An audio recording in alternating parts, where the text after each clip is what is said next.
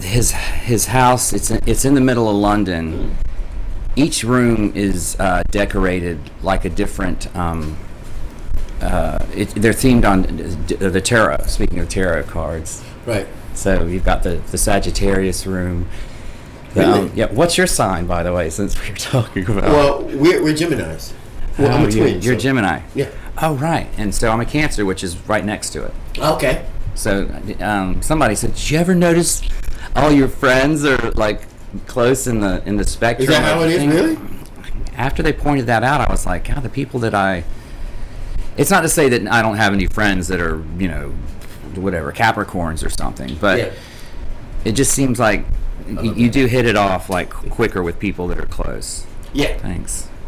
I tend to get along a lot with Cancers and Scorpios, and then lately I've been meeting a lot of Gemini women. How very strange. Oh yeah. I went out with a Gemini woman. She was, What was that like? fantastic. Yeah, it was great. She was great. Well, what was the best thing you liked about a Gemini girl? I liked it that she was practical, but not too practical.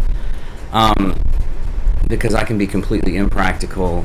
Need a balance. Yeah, she had more of a balance than I did, but she could reel me back in. Wow. She would go out and we had a really good time together. She would, this was back when I was drinking, so we could party like crazy and wake up and go, ugh. And she'd be like, "Oh, you still want to go to Six Flags over Georgia tonight?" And I'm like, "Are we going to do that?" She's like, "Come on, let's go. And I'm like, "Oh, I'll never do that for anybody else." Yeah, she's married to a member of Cheap Trick now. What? Really? Since when? Since like 20 years ago, I think. Really? Yeah. I might. Do they have kids? Yeah. Blonde? I can. I don't know if I should mention her. No. I think I might have met Robin Sanders. Robin Zander, yeah. And his wife. We were playing back around 1991. This would have been after that. Okay. This was like late 90s, I guess, that they got married. He came out. I said, "That's Robin Zander from Cheap Trick." I know. I used to love Cheap Trick. Yeah, they're. Well, tell me. Let me ask you a question. Since we're about kind of the same age, how hard was 32. I'm kidding. Well, tell me, how hard was it for you, being the way that we are, like growing up in the South, or? I got hassled a lot. It's only been in the last 10 or 15 years, which sounds like a long time to some people, but at some point you sort of go like, wow, 10 years just went by. That people would come up to me and say, "Ooh, I really like what you're wearing," and I'd be like, "Oh, that was a heartfelt, genuine compliment," rather than people that are like fucking with you because you're the way that you look. I mean, I just get it all the time, and I would get people, saying, "Hey, faggot," and all that kind of thing. Oh, I've heard them all. Yeah, I'm sure you have. I've heard them all. What about you? Did you grow up around Raleigh? Well, I grew up in Raleigh all my life, and then I haven't, like I said, I haven't really changed, and I got it all my life: faggot, white boy, that type of thing. And the thing about it is, you can't go one or the other because I got it on both sides. Right. If they weren't rednecks, they were ignorant people. They were my own people that just didn't understand. Oh, and, yeah. Yeah, and as I got older, I used to hold a lot of resentment to it. But as I got older, I said, well, they just didn't understand, and you kind of have to let it go. Yeah. Because I was like, when I really needed my friends in high school, I didn't really have it. Yeah. Hung out with kids like you in the smoking court. Right. Right. Well, I think for probably you, I know how it worked for me was that I got to spend a lot of time developing myself. My folks split, and I moved to Rocky Mount, North Carolina, which was, I'd grown up in Greensboro, which was the way that it is. It's probably similar to Raleigh. But when I got to Rocky Mount, it was even, more of the hassles and stuff. Oh, I'm surprised I didn't get beat up. But I just would come home from school and run to my guitar and play guitar for hours. I mean, by the time I was 15, I was practicing guitar like maybe 3 or 4 hours a day. And I mean, who does that? Were you in a band back then? Led Zeppelin was my backup band. I put on a concert every night. By the time I moved back to Greensboro is when I did have a band there that we performed at some, like the performance,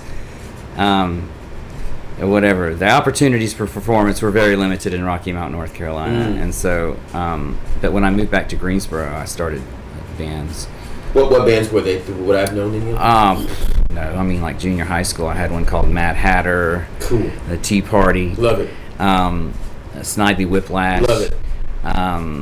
What else did we had? The Blind Spots. Even better. That band ended up not ever playing any gigs, which was perfect for them. Like we almost named it what it was. Right. We finally found a Deadbeat Orchestra, which was Deadbeat Orchestra. Yeah, I like that. We grew out of the Brothers Grimm that were in Winston-Salem, and actually Deadbeat Orchestra ended up getting chosen to be in the New Music Seminar in New York City. Did you play that? Of course, thousands of times. Yeah. We played the same night that Nirvana played, and they'd already like sold like millions of copies of Nevermind, and so everybody was there to see that. And I'm like, well, why are you going to see them? You're supposed to find the next big thing, which is us. Yeah. But we did get to play at the Limelight with Karen, the Voluptuous Horror of Karen Black. Did you ever see them? Because I was living there at that time. Oh wow. Actually, no, we moved to New York in like say 1991. Wow. So Limelight is where I saw A.R. Kane. Oh wow. And then we played. What year was that? Ooh, my son was born, I think 80, 93, 94. No, 92. 92. I think it was 92. Yeah. And we played there. Wow. Yeah. That's cool. Yeah, I mean, New York was never the same after 9/11. It got the wind knocked out of it, and then it all got taken by yuppies and like. Right. It's so much different now. I mean, it looks like Abercrombie and Fitch. Oh right. Walking on the street, it's a guy in khakis and whatever. And a lot of my friends I have one of their coats. Yeah. Now, but I put patches on it, so it looks like John Lennon's. Some of the cuts are good. Yeah. Yeah, you gotta give them that. Yeah, I have a military coat that it actually has pockets in it, and you can't even tell. And I was like, that's pretty clever that you can wear this and either use the pockets or not, but it doesn't look bulky. But I ended up getting the exact patches that John Lennon had on his military jacket. Coat. Yeah, so I have that. They're doing that period. Yeah, where he's going, whatever, come together right now over me. He does that with the blue. I remember that. And I was thinking, would he do that with the Beatles put together? Would he be taken seriously? Like, okay, let me ask you this question. Something. Have you ever noticed, if you ever looked at the Velvet Underground, Lou Reed later on in life, he never sang the song the way it is on the record. I know. I've mentioned that. Did that ever bother you? Not that we need to tell him what to do. No. God forbid, nobody's going to tell Lou Reed what to do. Sunday morning. But early dawning. He doesn't even play the same chords. No. He'll just get up there and he'll do Perfect Day. He'll never hit the same chords. Different melody. The words will be pretty much the same. Yeah. But it's like, I've always wondered why he did that. Because he can't remember them. I gotta tell you a good Lou Reed story. Okay, I was working at a clothing store in the meatpacking district. No pun intended. Well, kind of a pun because that's what it was. That's why it was called that. Exactly. Right? So I was at DDC Lab, and I walked into this cafe to get a cup of coffee, and I see these people sitting at the back, and it's Nancy Jeffries, who used to work at Electric Records, and Lou Reed. Oh wow. So I walk up and I say, "Hey Nancy, how are you?" She's, "Oh, Daniel, nice. How are you?" He goes, "Well, Daniel, meet Lou Reed. Lou, this is Daniel Chavis from the Velvet." I said, "Lou, nice to make your acquaintance." I said, I just drew a book of Satellite Love for my daughter. He was like, "Oh, I would love to see it." He was very nice. Wow. Because he came into the shop and he was doing Tai Chi. You know, he came in with his teacher or whatever. Uh-huh. And he would wear the clothes from our shop. So that's my only Lou Reed story. So. Well, that's a Lou Reed story. Yeah. Though. Most people don't have one. Well, if I can ask, and I'm really curious, we never really get to talk. Yeah. So it was hard. It was hard for you, like that, growing up here in town. I get that a lot when I'm in pub. People go, "Oh, you look very nice," and I'm very humble. I don't be like, "Well, yes, of course," but because I'm just wearing my normal clothes. Right. But I don't have T-shirts and jeans like that. I just don't. Yeah. You know, I do that when I mow the lawn. Well, yeah. And even it's a cool T-shirt. You know what I'm saying? Right. But my gear is, at home. I've always wanted to have the wardrobe of, say, like the guy from the Mamas and the Papas, Danny Daughtry. Oh, okay. He's one of the singers. Oh, or yeah, I know. John. What's his John, name? the singer guy. What's his name? John real, Phillips. The real dastardly dude. Right. I copy all of his style.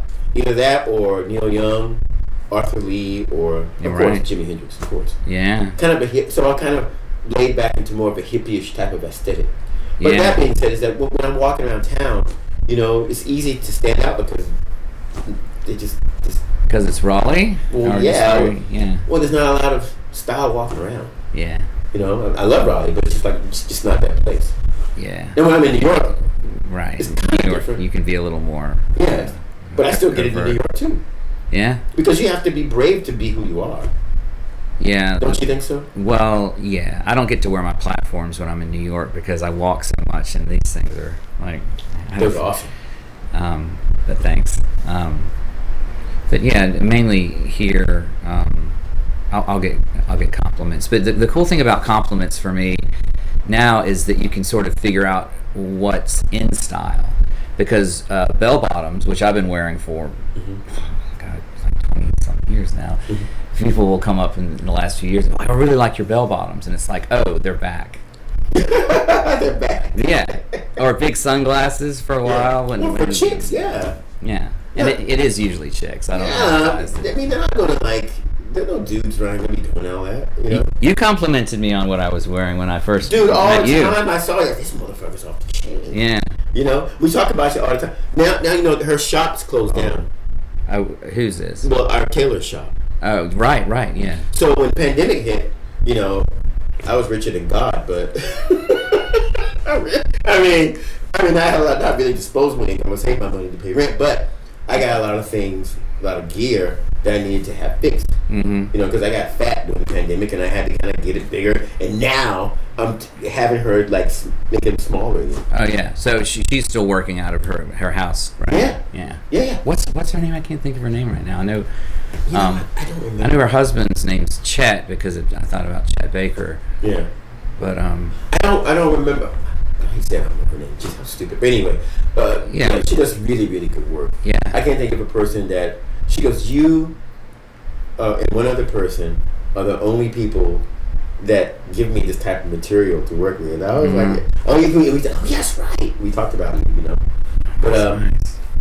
And as far as sticking out like a sore thumb, it's an everyday thing for here, Rob. Yeah, well, I think people appreciate it. They seem to appreciate it more now than they have.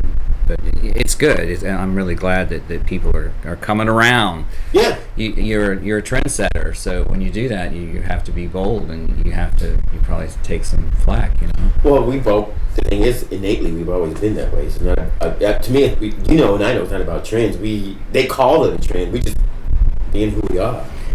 I was when I was like 3 years old, this kid said to me, "Why do you have a bathing suit on under your shorts?" Bathing suit? Yeah. And I was like, well, because you never know. and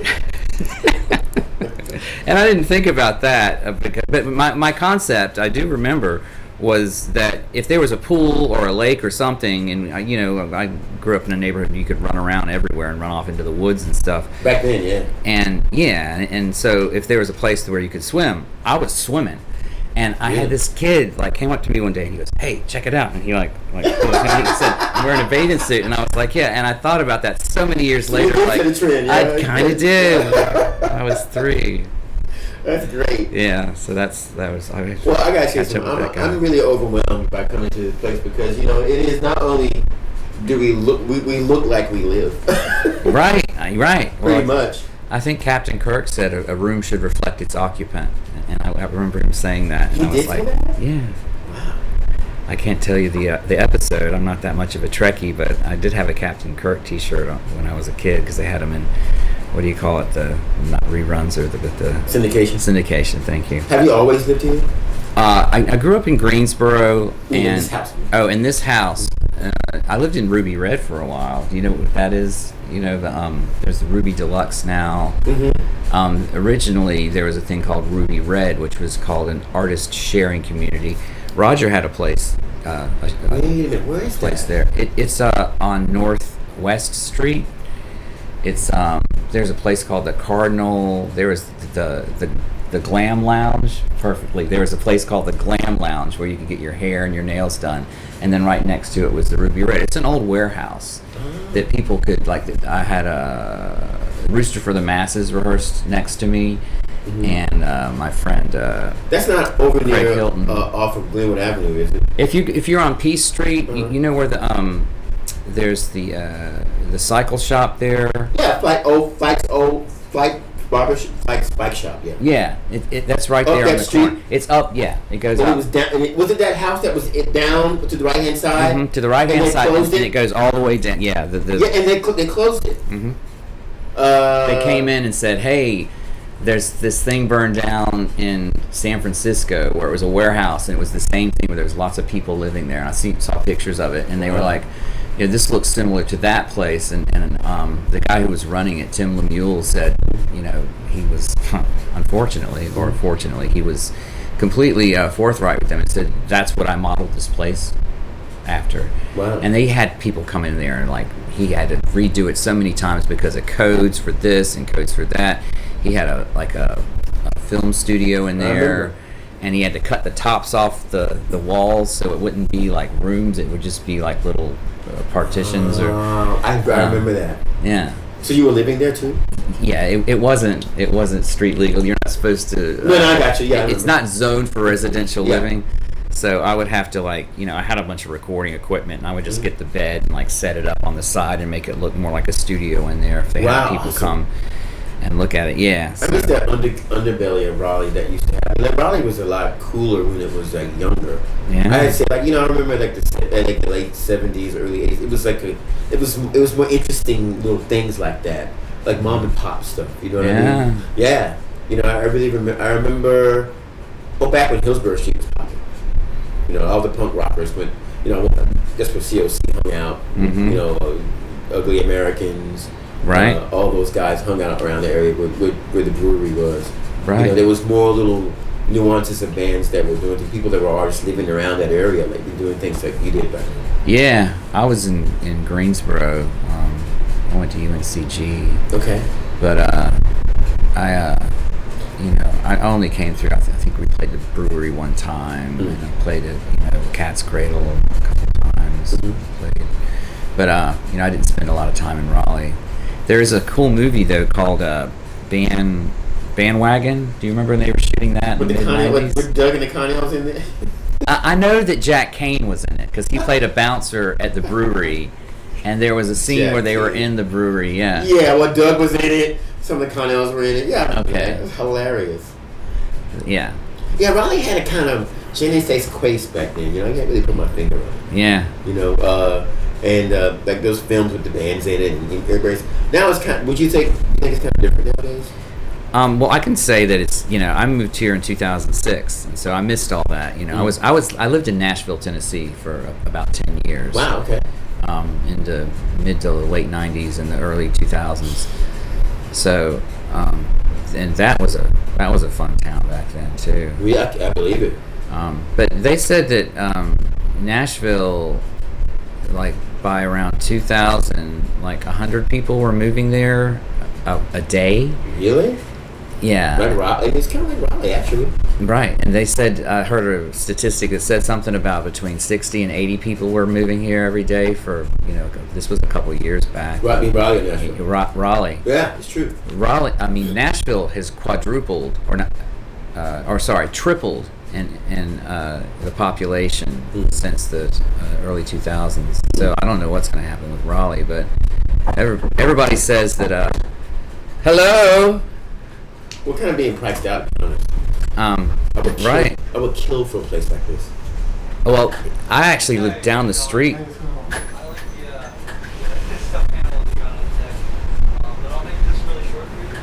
Just close. Hold up. Sorry. We've got a telemarketer. It's live.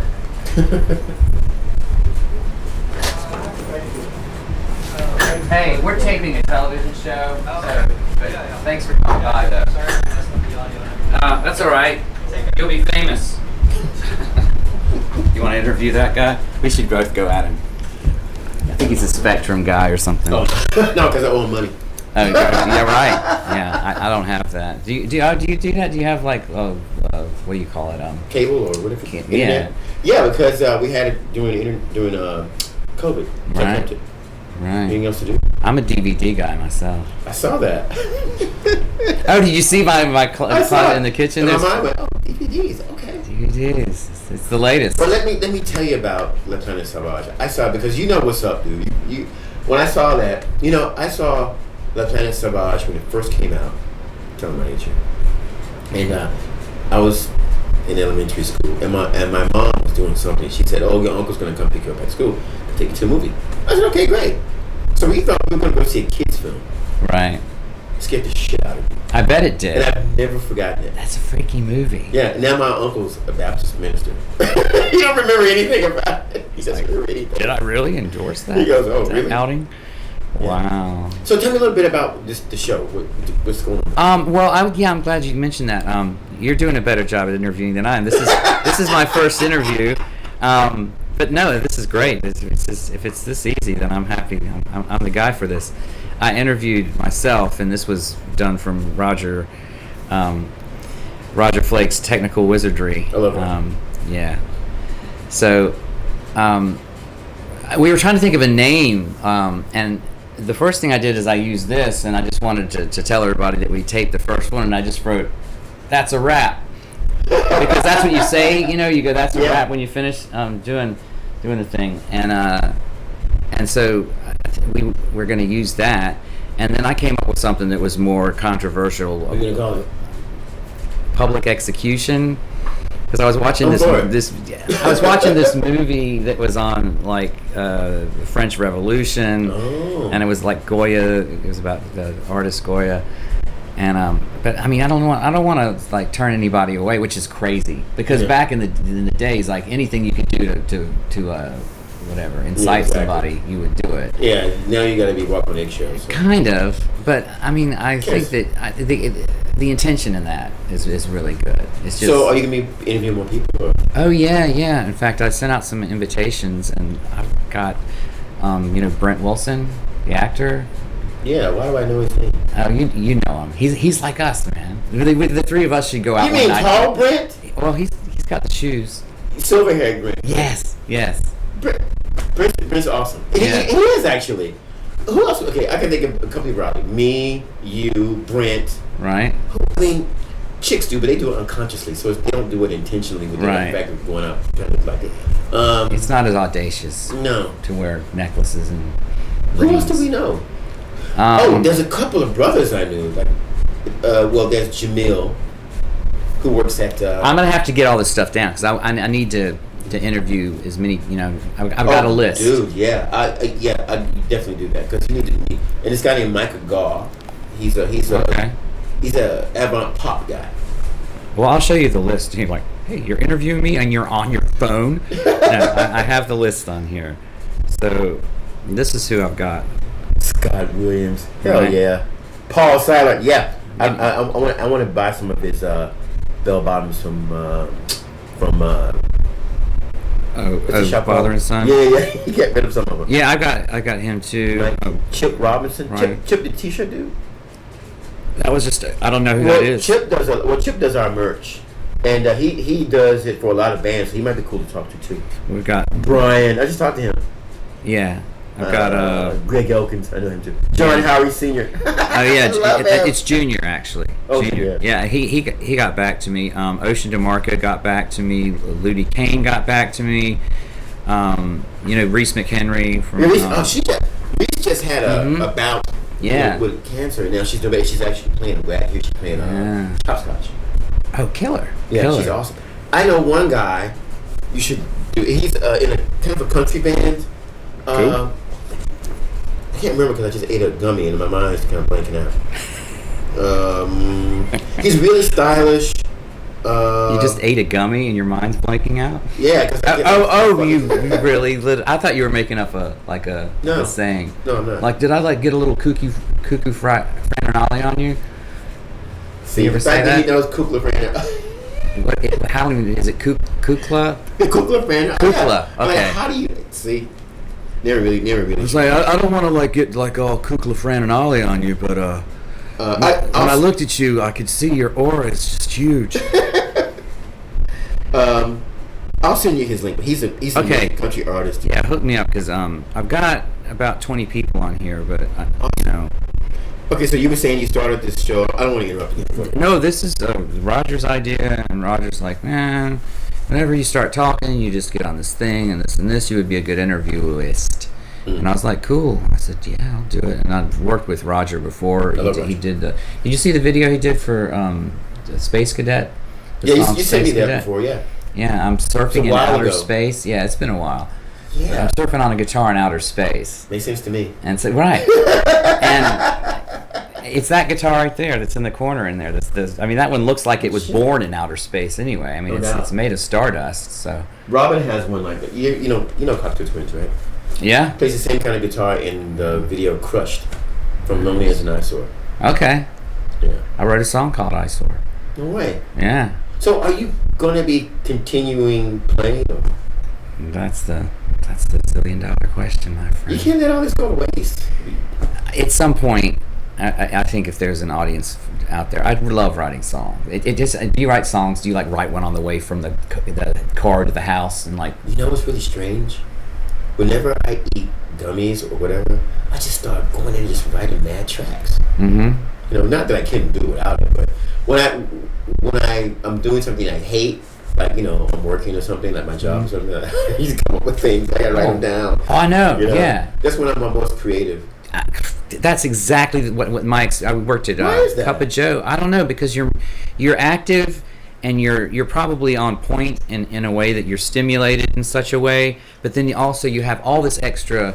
So if you're I was working at a coffee shop, and after a while everything was automatic, and I had a dance routine that had to do with making an Ice King Mocha 4. Cool. And so you're kind of on automatic pilot, you're stimulated, but your brain has all this extra space. And I got to where I would write so many songs and then go from work to the rehearsal space and pick out. I'd already have the chords. Like I got to where that's a C, that's going to the minor 4. I got pretty good at doing that too.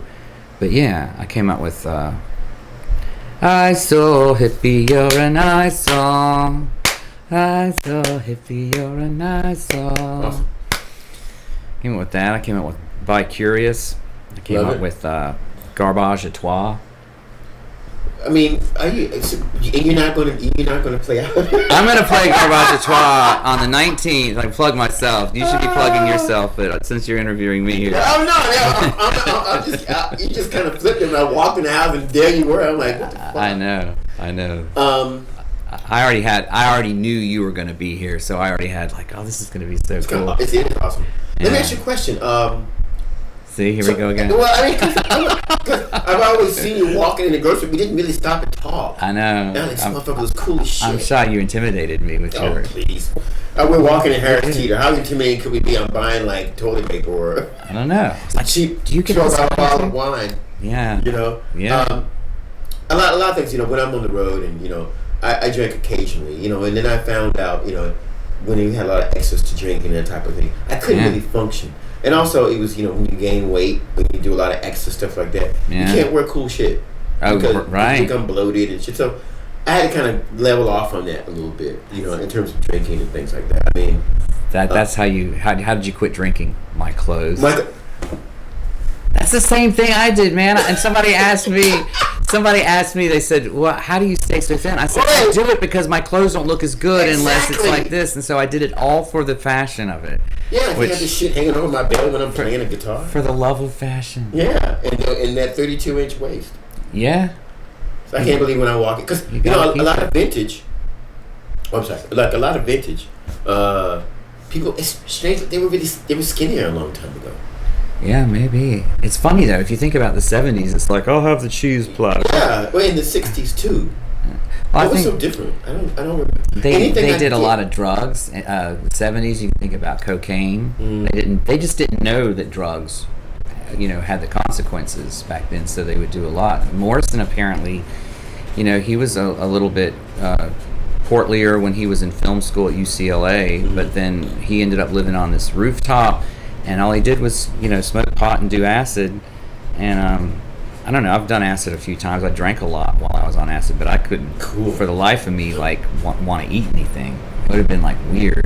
Yeah, I can see it. You know, I was too scared to do any hard. I've always been too scared to do hard stuff because my mom put the fear of God in me, but drugs and shit, right? So we were always. I didn't have my first drink legitimately until I was 25.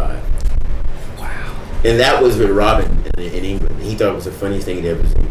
With Robin Sander? Robin Guthrie. Who's that? From Pepper Twins. Oh, wow. So did you guys tour with him? Yeah. Wow.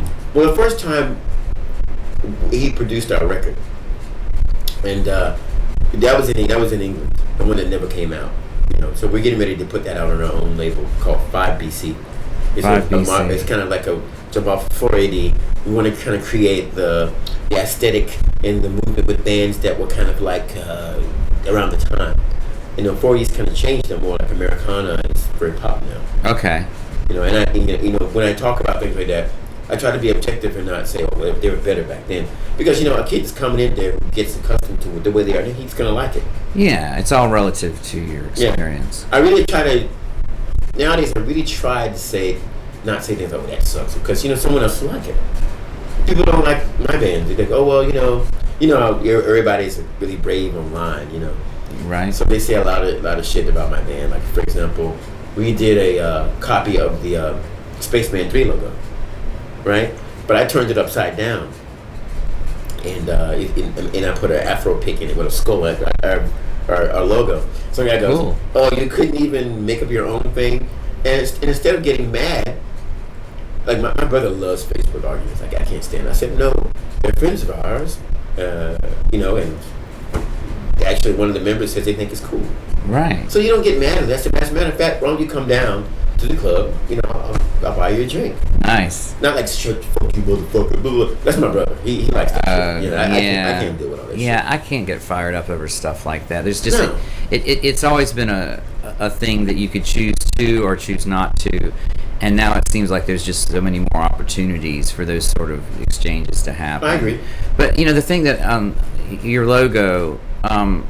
I mean, people who make criticisms of things like that, in my experience, are people who've never created anything, and they don't understand the nature of creation is to take things. You find something at a certain place, and then what you do with it is you take it with you, and then you take it past wherever it was, and you do your own thing with it. And so there's no way you're going to create anything new. The person that said that looked like Spaceman 3, Spaceman 3 probably got it from something else, and they might have been criticized of the same thing at some point, and then they're only going to choose like something that they've seen before in their own experience to be able to compare it to. Exactly. Somebody else may compare both of those logos to something that they've seen before, and you'd be like, oh, I've never seen that. And they'll be like, how can you have never seen that if you created this? Right. And it's like, because I create things, and that's how it works. I agree. And the thing about it is, it's like, unless you're coming from a creative, since my day will never, they're not going to understand it. Right. So if you get angry at them, you can't, I don't want to use the word wrong, you can't educate them or teach them something new. Right. You know, so I try not to get really angry a lot, because some of them are young people, and there are a lot of young people nowadays that are discovering our band who actually kind of like us. I'm a little surprised myself. Do you think that your band is like a genre or a period that it relates to? Yeah. Like, I mean, you guys have been together since when?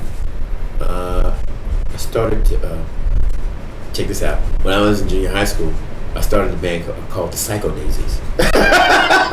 Wow. No, that's killer. Yeah. Our first gig was opening for Commotion of Conformity. Oh, wow. So it was me, I was on bass, my brother was on guitar, and my friend Robert, may rest in peace, was keyboard player. And we did like several gigs. Two of the gigs were for a bunch of French kids that were like exchange students. Oh. They loved it. They were the first people to really love it.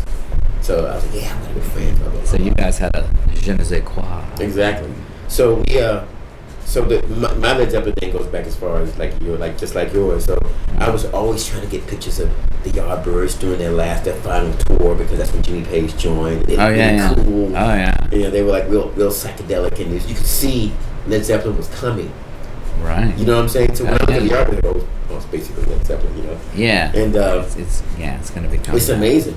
And so yeah, I think we reflect a sound that was called shoegaze, and right. I remember that term was in an article in the NME, and it was Moose, who my brother knows, is friends with Lincoln Farm, who was Robin Guthrie's engineer.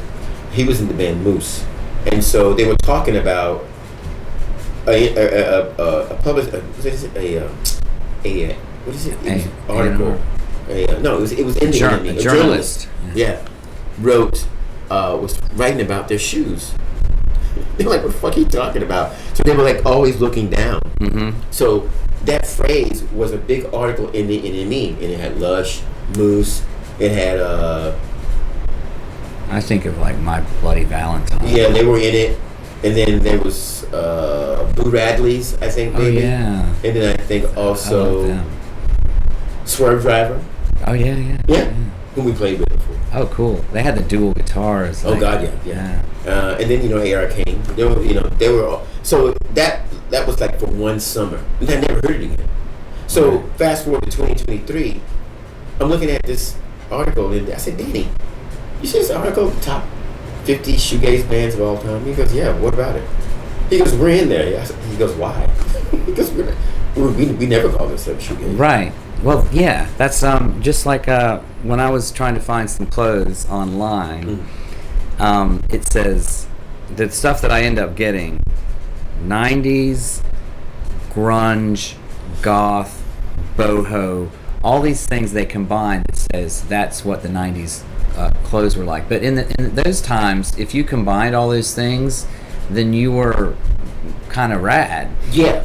I mean, most people that I knew dressed like grunge because it was the hot thing. And so when I'd go into a club with like a Sex Pistols t-shirt on, people could get that. But the fact that I was wearing velvet pants and platforms with that, they were like, how can you do that? And I'm like, well, just like this.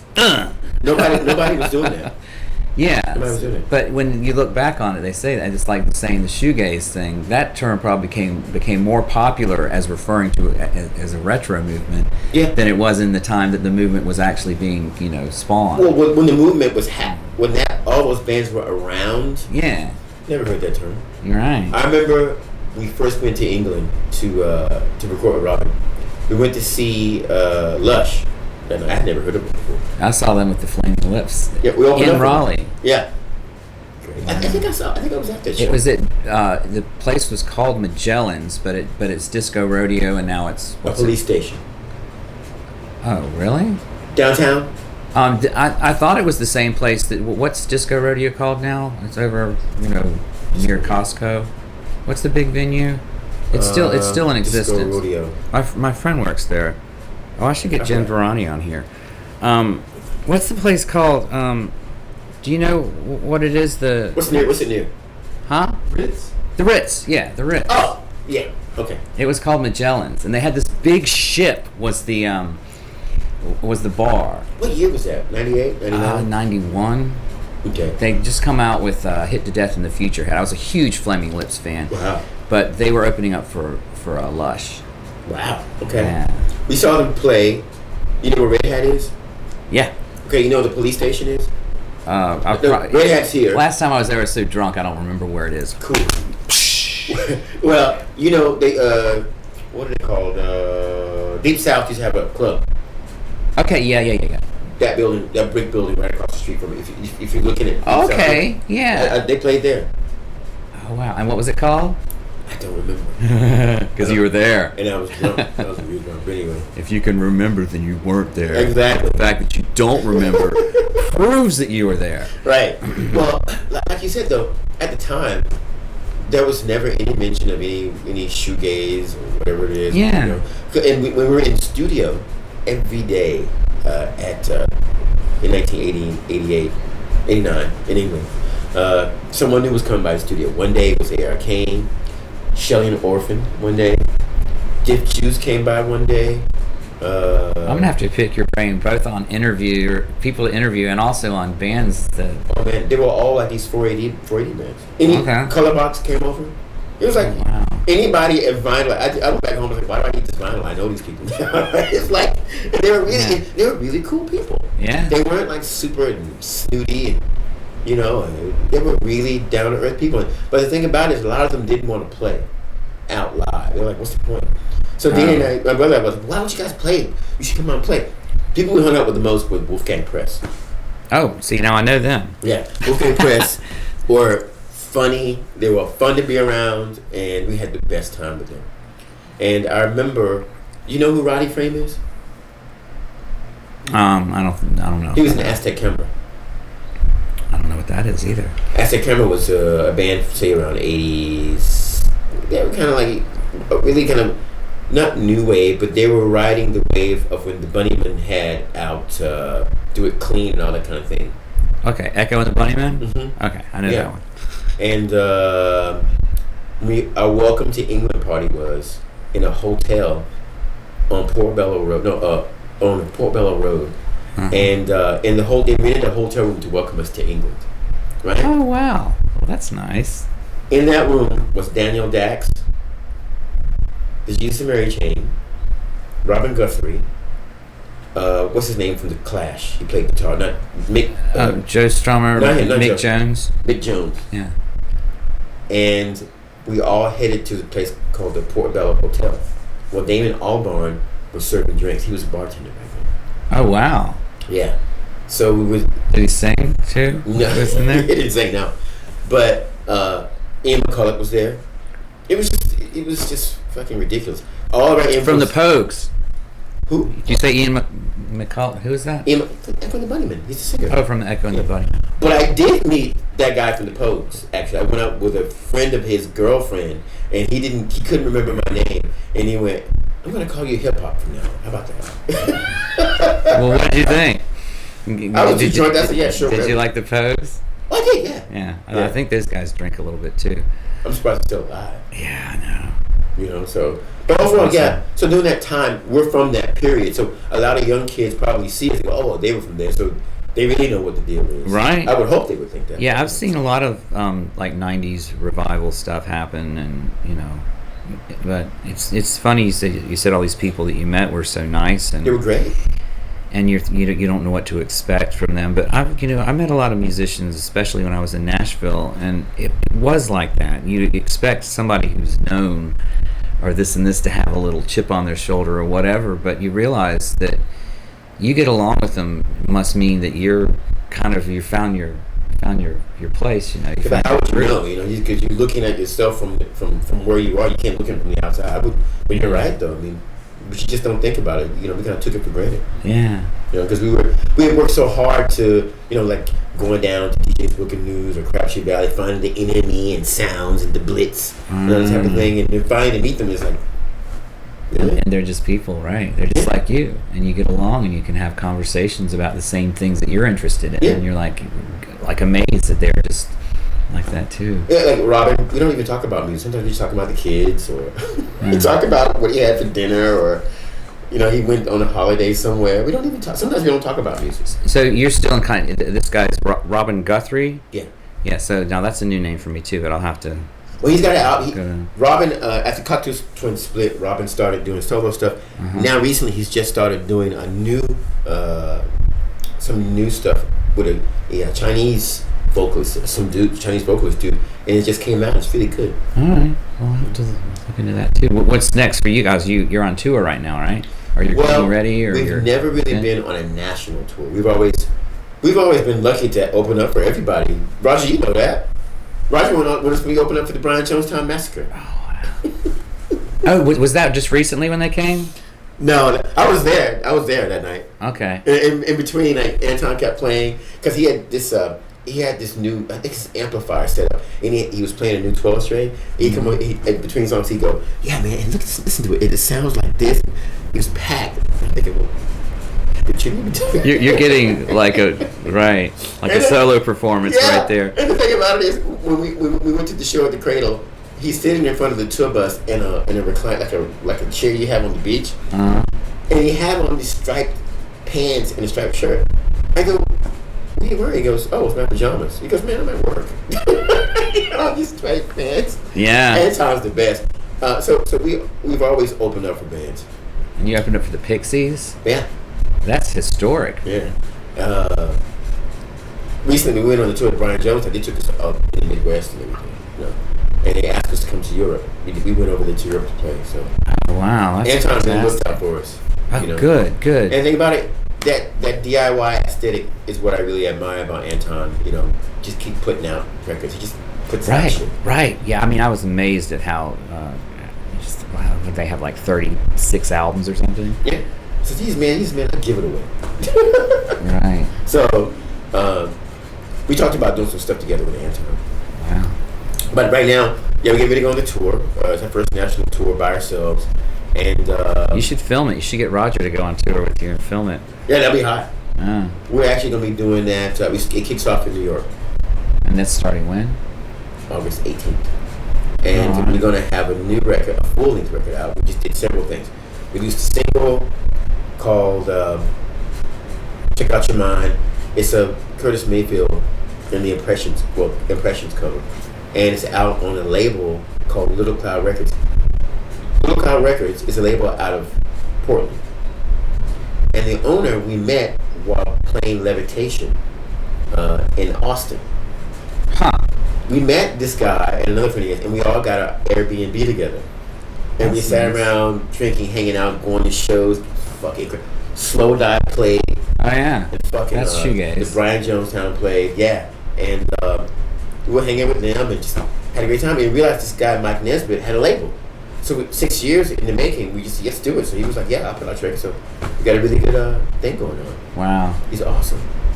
That's really cool. So yeah, it's we were talking about meeting people before. It's like you end up meeting the same people again and again because you're working in the same industry, and there's only so many places that you can meet up at. If you're meeting at South by Southwest, or places like that.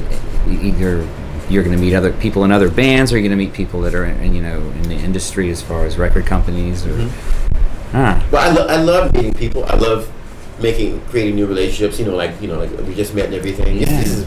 I'm still kind of blown away, but so. Yeah. You should hang out. We're going to pop some popcorn. We're going to watch a movie on Graham Parsons later. I don't know if you're into. Graham Parsons, really? Yeah. Have you seen those pictures of him in the desert with the Rolling Stones? They're all hanging out wearing like these like Mexican the nudie suits, or no, they weren't nudie suits. Uh-huh. They were like tapestries, not tapestries, but the Mexican ponchos. Oh, right, yeah, exactly. He was hanging out with Keith Richards and them in the desert, and they were all hang out with the guy that sang "Here Comes the Sun." What's his name? Tall black dude. What's acoustic?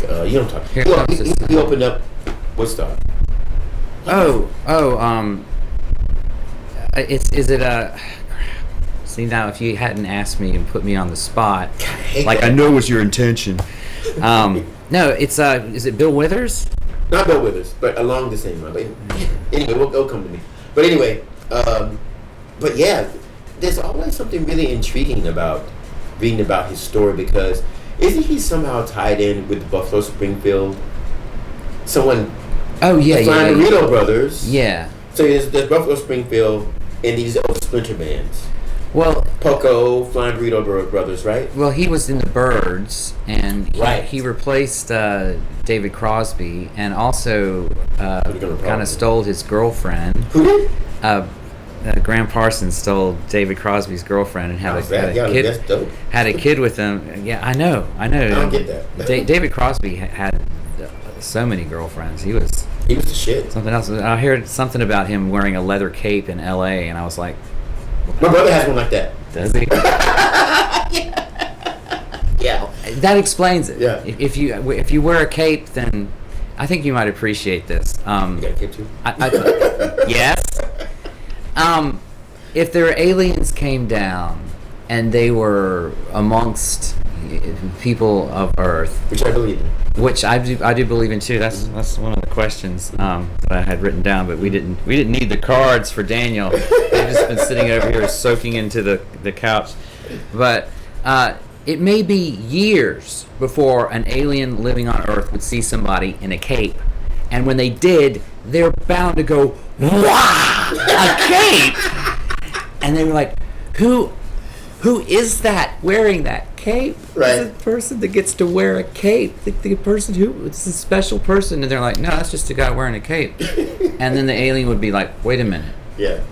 Anybody can wear a cape, but they don't.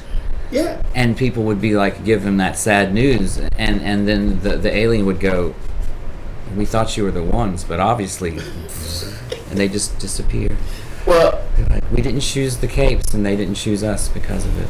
well, somebody better come and save this motherfucker because of where it's We going should down. start wearing. Let's go, okay. We got to get together at some point and go out and do something and wear capes. How about that? Okay, I was gonna, let me cut this off. Sorry.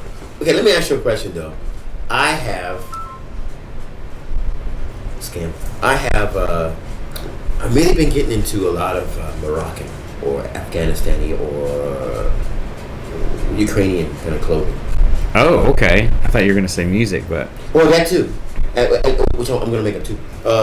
So I have a lot of maybe 3 or 4 Moroccan capes.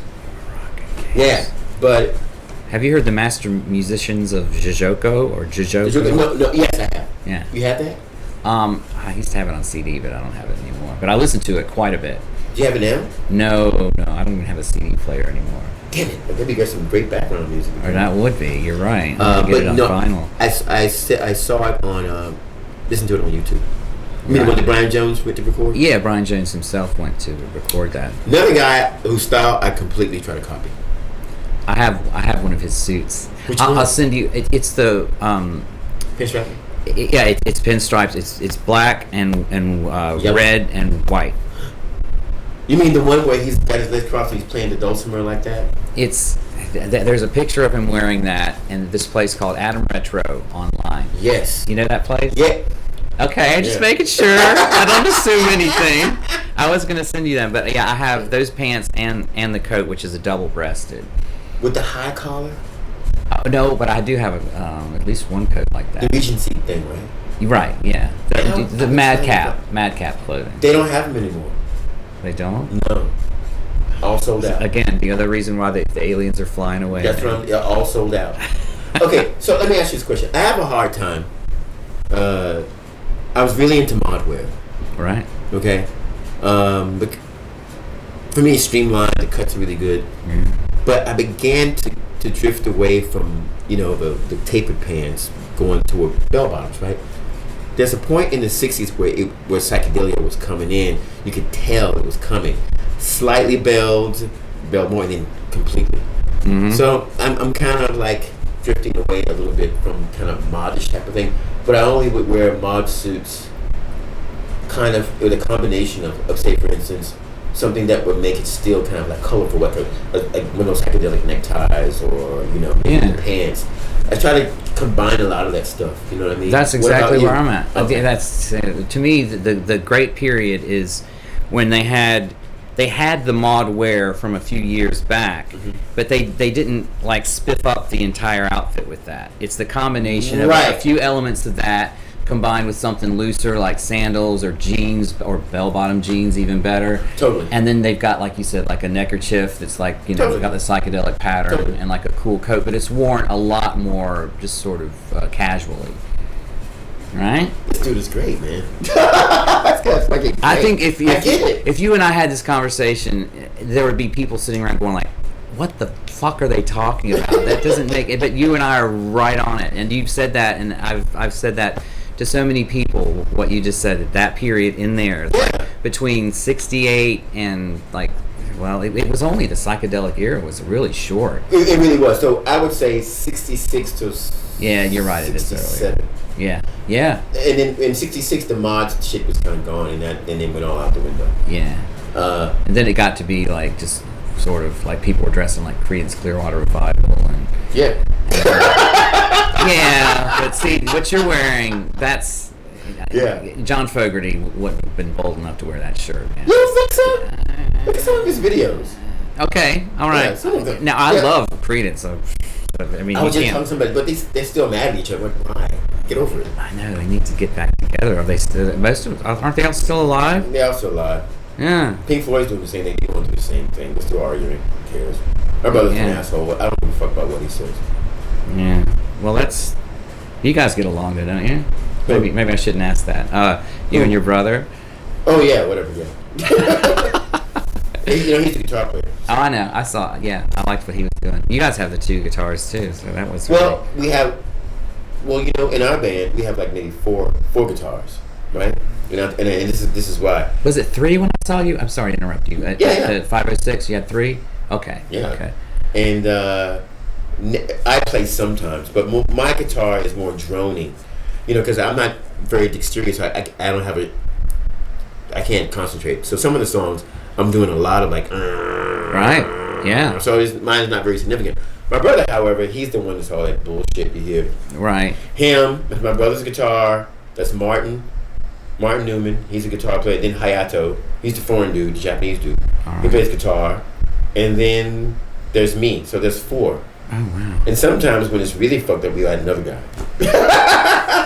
Well, the drone thing, what you do is like, I know you've listened to Ravi Shankar. Of course. Well, on DMT maybe? No, but remind me about that later on. Remind me about that. It speaks, man. It Really? speaks. It's like a language. That the musical notes are like having a conversation in a way that, that music does that, but it's almost like you're watching 2 creatures talk. Wow. It's a lot more of an actual communicative thing that's happening. That's not just, oh, those guitars are harmonizing together. Wow, I know that. It's like I know now. you can look into it. That sounds awesome. It is. Now, what questions did you have? Okay. So yeah. Let's check them out. This was okay. How about this? What superhero did you become at age 3? I don't remember. I probably don't remember. No. Mm-mm. Okay. I just probably was wondering why there's this other motherfucker looking like me. Oh, really? Yeah. My brother. Oh, okay. So you guys were a duo. Yeah. He was always around, unfortunately. Yeah. I had I had an older sister. I know you guys are twins. So. She cool? Yeah, she was my hero. She knew where the cookies were. She would always get me though. I would always be the one who got caught. She had the caper. Mm-hmm. I was her. What did the Joker had? I was the henchman. Yeah. So, but I was always the one caught with the smoking gun. This one is: how many of your past lives can you remember in explicit detail? I don't know, but what's really funny? You know how when you go somewhere, you think you've been there before? Mm-hmm. I keep reading things about, well, that's because, you did something in another lifetime or something like that. That's happened a couple of times. Or I have these vivid dreams of like a smell. It's very strange. Like you can. Have you ever smelled a dream before? Wow. Are you sure you didn't do DMT? No, I want to though. But yeah, you're right. You're right. There, the smell is supposed to be one of the most, like, as far as taking you back to a place or a time. The smells are supposed to be. What about you? I can remember when I was burning incense in my room in Rocky Mount, and it was before I even had incense. I was burning cloves. I actually had cloves in a little spice can, and I was pouring it in an ashtray and burning it, which was essentially, as far as past lives go, I actually did a regression thing. Really? Yeah. What was that like? It was amazing. It was like I was watching a movie on the wall, and I was a farmer. I looked like my Aunt Go-Go. I just remember standing out there. I remember I had little glasses on, and I remember I had a hat, and I had the sense that I was there. And I remember I had whoever my friend was that was like my main person, and we worked together, and we were like looking out. I like to say we were surveying, but we were probably going, oh no, no, not this shit again. Yeah, I don't know. But I had a sense of being there, definitely. Well, I've been listening a lot to this guy named Sadhguru. Okay. And he talks about, reincarnation and past lives. He says it takes 48 hours for the body to be reborn again. But if you kill yourself or die by some other method or whatever, you can't be reborn. Strange that, you know. But as I get older, and we talk about these sounds of the music, like these tones, some of them like really touch me in some places. And you know, a lot of Indian music, there are these, you know, you have these things you rub, because like a sound, like these bowls they rub. Oh yeah, I've got one of those. Right. A lot of singing bowl. Yeah. Well, sometimes in the drone we have, there's something that kind of touches me like that. Right. And it makes me kind of sad, because it's kind of a lot of our music is very mournful, because we're talking about loss a lot. I mean, a lot of the things we're singing about are, you know, I'm really bad at picking relationships with, you know, with women. So yeah, me too. So there you go. And I'm singing about that and taking responsibility for not abandoning myself for other people. I'm never gonna do that again. So a lot of it, what I'm singing is a lot of good therapy. You know. Yeah. Otherwise, I would have probably had a piece of cold steel in somebody's ribcage a long time ago. Right. You know. Yeah. So in a way, it's kind of helped me out a lot. Well, you know, every time I was making jokes about this actress in this movie, and like every time there's a, you know, every time there's a curtain, there's a death, but every time the spotlight comes, there's a rebirth. Oh, okay. And so, you know, do you feel like the rebirth in 48 hours that works, that could work while you're still in the same physical realm, like you're not actually being reborn, but you're still alive, so to speak, but you're sort of more metaphorically being reborn? I think there is a metaphor.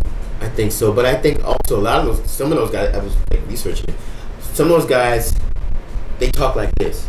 Like there was one guru, he goes, "You see that child? He's 5. That's me. You see that child? He's 14. That's me. You see that guy? He's 20 years old. That's me." I couldn't really understand it. I kind of got it in the physical way, but as a metaphor, I understand that too as well. It's very interesting though. You know, and that's why I'm talking about the way we live, the way we dress, the music. It's all this is harmony for me. You know, I walked in, I was like, I just automatically at home. Right. Good. You know? Well, you can come over anytime. I live right around the corner. Oh yeah, where do you live? Davie and Bloodworth. Oh wow. Yeah, I walk past your house all the time. I have to, because I walk around this neighborhood all the time. Dude, I'm right around the corner. Oh, let's talk about this clothing store over here next to the IGA. Oh, the boot. Is it called? It's not Boot and Trunk. That's Mary Lily's. Yeah, Mary Lyle's. I used to call her Mary Lily's because I can't spell. I love her. Yeah. It's Trunk Show is what it's called. Now, I haven't been in a while. They have some good pieces sometimes. They do.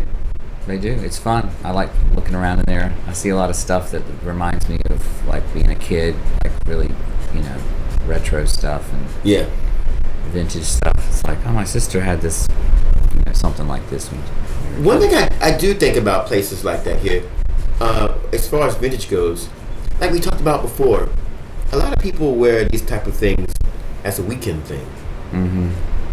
I don't hold it against them, but the market for vintage doesn't seem to be as burgeoning as it would in the city in Raleigh, would you say? It's not a lifestyle for people. Yeah. Well, some people don't get to dress the way that they want to all the time. Because they have maybe a regular job or whatever, you know. Yeah. And I work as a caterer. I work in the service industry. Okay. So my bosses kind of know that, you know, I'm kind of like whatever out of the box. So do you want to give them a shout out? Oh, the Sheraton Hotel. Okay. I'll be late tomorrow because I'm going to get drunk. No, the Sheraton is great. And which is another thing I want to talk about. This is a job I've been at for a very long time. I used to always complain about my job. I hated blah, blah, blah, this and this and that. But one day, I came home and my room, one of my bandmates said, "Why you always complain about your job? Use your job to like work out, lose weight, because I do a lot. I'm a server, I do this and that." So I said, "Fuck, maybe I will." So I began to take my phone, turn on my counter, and try to bust out and sweat all day long. So I use my job to stay healthy. Yeah. And they know me enough at my job where, hey, I gotta go on tour. Fine, you know. Right. And so that's one of the good things. I don't dress the way I want, but they let me kind of like put on a different vest or something. They don't care. As long as I do the job. So yeah, it's always easy to have a job where your boss knows you. He knows what you do, and I'm kind of fortunate. Yeah, that is fortunate. And I walk to work. Oh wow. Yeah, so I'm very blessed to have that. You know what I mean? Not everybody has that. So when it comes to not being able to do what you want because you have a passion, I think that's kind of crucial. Yeah. Well, and also what you said before about like having a place where you can clear your mind and do things creative while you're doing a job that's a very practical thing that's paying the bills or whatever. Oh, one thing I'd like to invite you to as my guest. We just won the Medal of Arts award for the North Carolina Medal of Arts, Gold Medal of Arts. Oh, congratulations! Thank you. And I'd like to thank the Raleigh Arts Council, Billy Warden, Belford Parker, Tess, for nominating my band as for everything we've been doing here in town. I think I saw you right before I created Noir Bazaar, which is our pop-up festival. Okay. When I had always wanted to. We were never invited to festivals like Hopscotch, Right. or any other significant thing if it wasn't for people like Anton from Ryan Jonestown.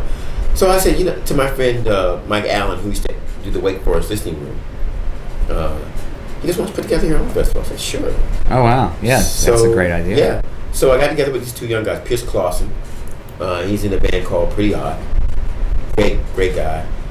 We got together. He got a lot of the young people that were into psych, and I got my people that were in there. We put together a couple of this date called the North Carolina Festival of Psychedelia, and we did it at Poorhouse. We did it at Wicked Witch, and we did it at King's. All three of those vendors, those guys that own those clubs, gave me a chance to do that. So I'm really happy, really thankful to those clubs for helping me.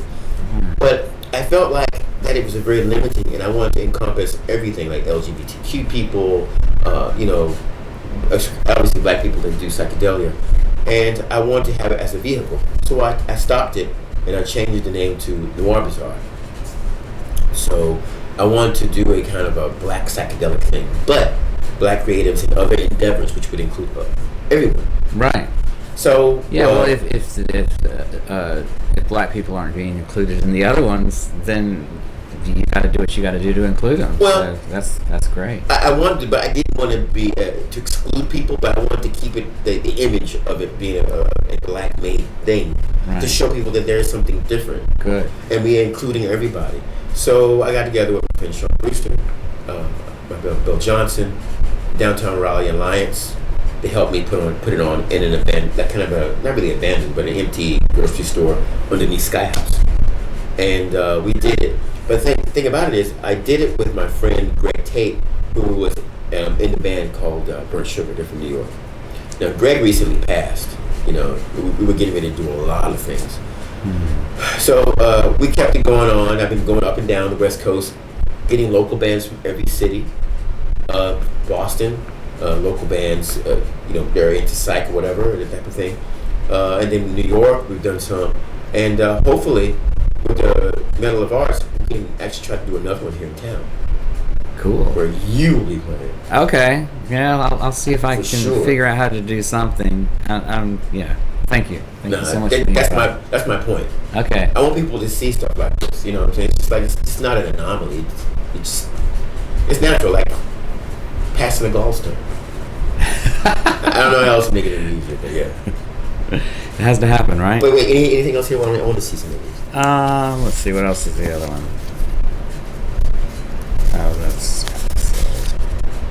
Oh, well, I already have. Are you ready to accept the truth about aliens? And I think that.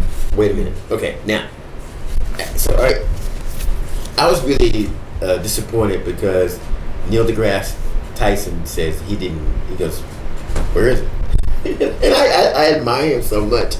Me too. It was such a letdown. But, I mean, the United States government came and admitted that UFOs were real, and nobody cared. Right? Yeah. It's so funny that there's been so much interest in it. Is it real? Since Is the it not? 70s and 60s. There's there's so much of a conversation, but it's almost been leaked in so many different ways, and now that people are sort of disregarding it. because they're so tired of the conversation not coming to any like real conclusion, I believe. Right. And at this point, look, what you said, the people are just over that conversation. Even if it's finally, it's true. They're there. This is which would be like one of the most historic events of all time. Yeah. I mean, what are we searching for constantly? You know, as a species, we're out there trying to figure out where do we come from? Is there anything else out there? Right. And we finally figure out that there is, and now we're just sort of like, but that's passé now. I tell you why. We had this guy in the White House that took our attention from it. All this racial strife, COVID. Americans don't want to hear about that shit. Right. And America's been through a lot. And which brings me to this point. How do you feel about your place in this country with the way things are going? Do you feel safe here?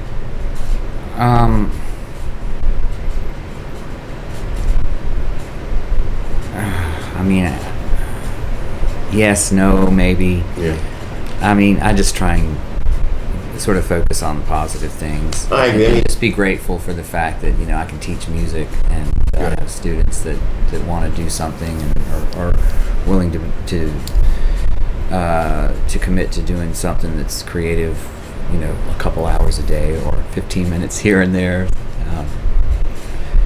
But yeah, I don't know. I mean, there's a lot of things that have happened in the last couple of years that have been crazy. I did have COVID for a while, and I had a lot of things that happened in the last year that were just insane. Yeah. Well, I'm not really ready to give up on America yet. I mean, I guess my better judgment, I just feel like I think we should kind of fight in a way. Not fight like physically, but fight to kind of like show people that the basis of this country was supposedly have been this idea that everybody was going here and this and that. So I mean, we could go, oh yeah, I want to move to Europe. It's the same shit everywhere, but probably not as bad. Right. Yeah. And I want to have hope, which is why I have hope for young people. Yeah, well, I think young people that I've seen are definitely pretty charged toward changing people's attitudes. And you say you have to walk on eggshells. The only reason that I feel like I may be walking on eggshells is just because I've gotten into the habit, because of my generation, of having not necessarily even an attitude about something. It's like maybe you haven't even examined what attitude that your actions are reflecting. Like, why have I ever thought about the reason why I think this way or I act this way? What is that saying about me? Is it accurate? Maybe I don't feel that way, but I'm doing something that makes me look like I do, And so I really appreciate how specific things have gotten about the way that you talk about things. You know what I mean? I do, but I don't like the fact that we always have to be censored. Right. I mean, since within reason, you're not going to want to start like. I can't get into the racial and the sexist things about women and people. I can't get into all that. I think that shit should be monitored. You shouldn't judge people because they want to suck dick or lick pussy. Who cares? Well, just love each other. That's my point. Well, yeah. I mean, it's really simple if you think about it. We should all be there for each other as much as we can. And I agree. And I think once you get to the point where you realize people don't have to do it. I'm in recovery, and what that entails is me giving away what I've gotten. And once you get to the point, or once I got to the point where I was could see what being a giving person would get me, because I'm still a selfish person in so many ways. I mean, you have to take care of yourself. If I'm not here to do something for somebody else, then I don't have a purpose to help somebody. But just doing something for somebody else without any and just knowing you're not going to get anything back in return. That's a real, that was that's a big really lesson unselfish. for me. Yeah. And I think some people can't do that, but it makes me feel good when I do, because what I feel is something good for someone, and I'm not expecting a payback or anything, but I like to see people happy. Because you look at that person and you go, oh, well, someone loves that person. that guy who's on the street sleeping, he has a mom, he has a father, someone loves him, they raised him, and you have to have maybe sometimes too much compassion. But I think about people like that. Yeah, I really care a lot about people. But then again, well, yeah, it is good. But then again, you know, you have to serve them. Sometimes serving people is horrible. Right. In the service industry, it's just the worst sometimes. But you have to have a lot of tolerance for people. Yeah. You know, acceptance is what I. Yeah, I balance my love for people kind of indiscreetly sometimes. But Yeah, I do. I have a big love for people, especially cats. I'm very fond of them. I have a lot of stuffed cats in my house. Oh yeah. Yeah, I'm not allowed to have them because I'm in low-income housing, so you can't have them in my house. So. And pretty much when I did have a cat, he was good because he didn't scratch my shit up. Right. No. You think one of your cats would have just like gone to town on this velvet couch? No, the guy I lived with, he was an orange tabby. He never sat on it because he knew I didn't like it. He was a very disciplined cat. Wow. He was beautiful. You appreciated boundaries. How is it to find a cat like that? But yeah, I really adore cats. I mean, I did a lot of two. It's a lot because they haven't done anything recently. For alley cats, they're a no-kill cat shelter, and I did like a performance to help raise money for awareness for that. Oh, that's fantastic. Yeah. So now I saw in the Indie Week that they just passed a law that they're not killing cats in these shelters, which is really cool. See that? I'm surprised that's been a thing. That it's just now that's not a law. But well, I mean, a lot of people it gets out of hand with spaying them and this type of thing, and people abandon their animals, so it's kind of fucked up. But luckily, this law is passed in North Carolina, or Raleigh, or whatever, here in the area, which is really cool. Yeah. Now, in your house, a lot of this antique stuff, right? I used to work thrift stuff. Well, I mean, no, but listen, a lot. This is a Duncan Fife, right? This couch. Mm-hmm. I know I got it for $125 at a thrift store, and I couldn't believe that it was that affordable for me at the time. I think it's called Duncan Fife, the type of Is that the style of it? It has little piles on it. Yeah, it's definitely a Duncan Fife. Wow. If not, someone correct me on that. But I used to work in architectural salvage for like 5 years, and most of my stuff is from there. I like Eastlake. My bed is an Eastlake bed. I found it online for like $100. Wow. In Brooklyn. They were going to throw it away. So you know enough about stuff to know that when you have something, what you've got. That's great. Only they don't. Right. And they don't. And you're like, that's why it costs nothing. Man, have you ever been to the Goodwill and you walk and you see this amazing thing? You go, I'd like to take this for $20, even though it's between $250. Yeah. And they go, you want that one? Yeah, sure. Right. How many times have you done that? Quite a few times. Oh, dude, around here, it's just, I mean, if you go, I say go to the North Raleigh Goodwill. They sometimes have some jewels with furniture, but I need more furniture. Like I need a hole in the head. Hey, if you want to take that, I need to use the bathroom. Can we stop it for a